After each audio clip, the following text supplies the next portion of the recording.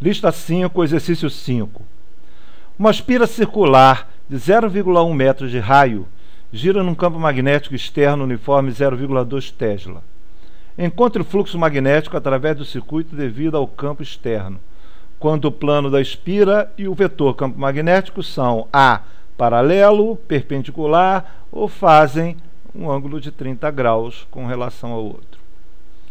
Bem, o problema aqui é o seguinte: a gente tem uma espira, né? A gente tem uma espira cujo campo magnético atravessa uma determinada região, onde a gente pode posicionar a espira, por exemplo, com sua área perpendicular ao campo.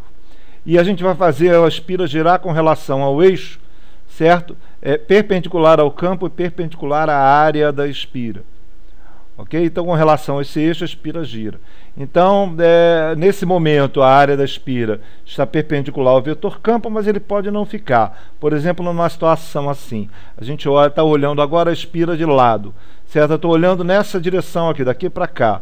Se eu olhar assim, ela começa a girar, por exemplo, girar para cá, né? Girar no sentido horário. Então, a espira olhando de lado, ela pode ter um ângulo com relação ao campo.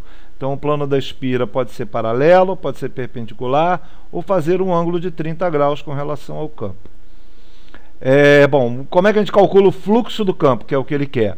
Ora, o fluxo do campo, primeiro a gente define o vetor área.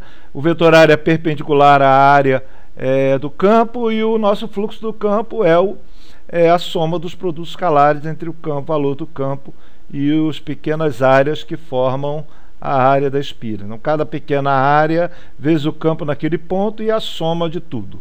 Isso me dá o fluxo total do campo magnético atravessando a área da espira.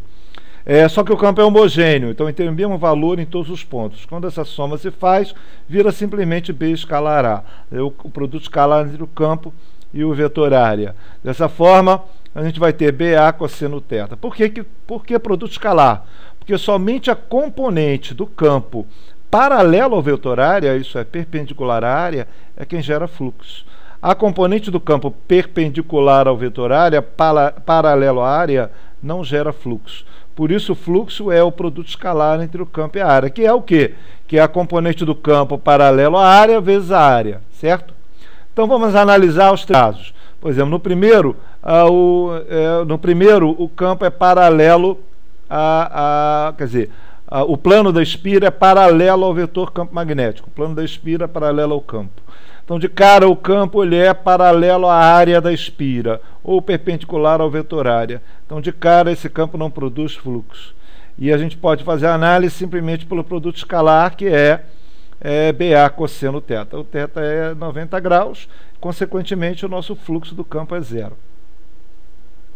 Pode fazer a análise dessa forma, diretamente pelo modelo, né, do conceito de fluxo e campo, ou simplesmente, como o fluxo é somente a componente que atravessa perpendicularmente a área, o campo magnético que está paralelo à área não gera fluxo. Então, o fluxo é zero, certo? E no segundo caso, quando o plano da espira está perpendicular ao vetor campo. O plano da espira perpendicular ao vetor campo indica que o campo e a área estão paralelos. Isso é, como a componente do campo perpendicular à área é quem gera fluxo, no nosso caso a gente só vai ter a componente perpendicular à área, certo? Não vai ter a componente paralela. Ou, no caso, no produto escalar entre o campo e a área, vai ser BA cosseno θ. θ é zero agora, né? Porque os dois estão paralelos. Então, simplesmente o campo vezes a área é o fluxo total, que é o fluxo máximo dessa espira. Fazendo a conta, levando em conta os valores, então você vai ter 0,1 metros de raio, né?